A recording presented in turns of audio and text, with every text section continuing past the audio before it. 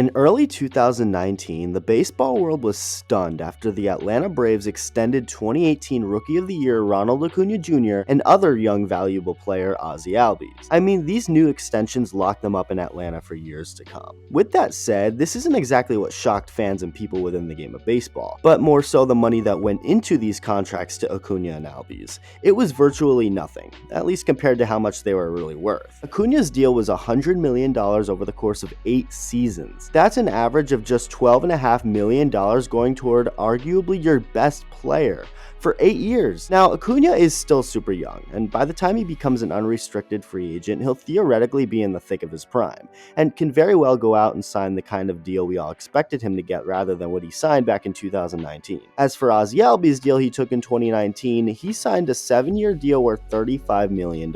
That's an average annual salary of $5 million a year. I mean, are you kidding me? That's insane. People right away brought up the idea that the Braves took advantage of Acuna and Albies coming from more non-wealthy backgrounds, so they don't have the best idea of what they are worth. But at the end of the day, the Braves did what's best for the team. It really falls back on the agents, not the players, and Acuna, for example, was more than happy with his contract right after he signed it, saying, quote, "No, I have no regrets. No one can see the future. No one knows what's going to happen tomorrow. So I'm extremely happy with the decision we've all made, and I'm just excited to be here." End quote. Whether you like Acuna's on-field antics or not, you have to respect how humble he is. And again, this may not be it for him money-wise, as who knows how much he could potentially make in the future when he becomes a free agent or gets close to free agency again and potentially signs another extension with the Braves. As far as Ozzie Albies goes, it's about the same situation. But man, $5 million a year? He's worth so much more than that. But he is just 25, so we'll see what happens when he gets closer to free agency as well. Well, if you thought Braves general manager Alex Anthopoulos was done with these sorts of deals with Acuna and Albies, you were sorely mistaken.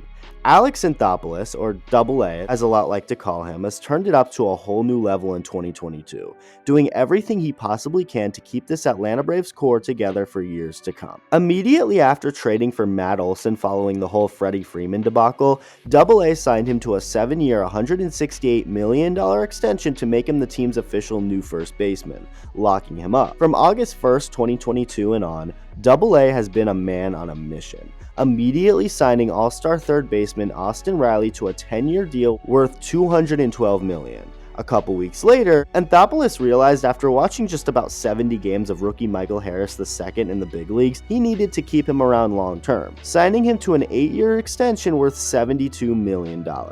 It gets even crazier. It was then just reported recently that the Braves' other really talented rookie, this time on the pitching side in Spencer Strider, signed a 6-year contract extension worth $75 million.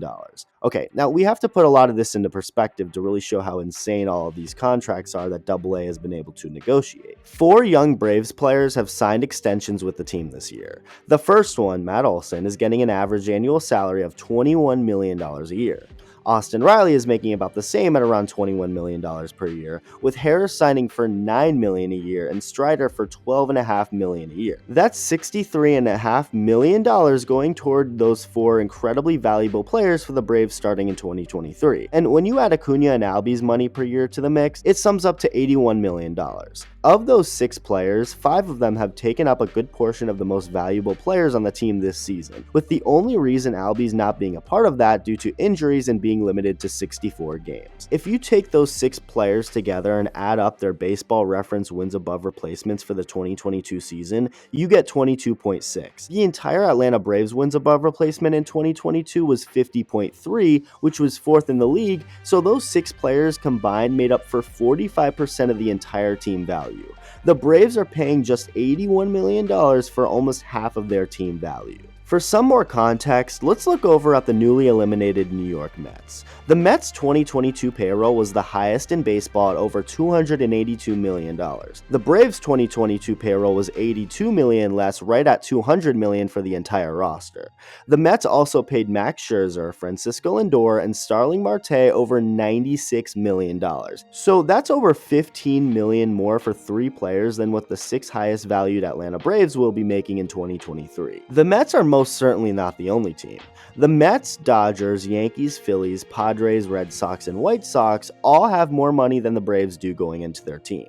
Is it because Alex Anthopoulos and his ownership is cheap? No, it's more so the fact that they have been so ridiculously incredible at negotiating contracts with young players that benefit the team in such a big way. The Atlanta Braves have the fourth most value of any team in baseball, yet have 7 teams ahead of them in payroll. It's really insane. So how on earth is AA doing this? Your guess is just as good as mine. There must be something in the water or Gatorade at Truist Park. These young players like Michael Harris II, like Austin Riley, like Spencer Strider, have every right to wait for a richer contract, but are taking deals below what they're actually potentially worth to stay with this team. It's fascinating. And what this all does is keep this young core together and sets up a possible dynasty in Atlanta.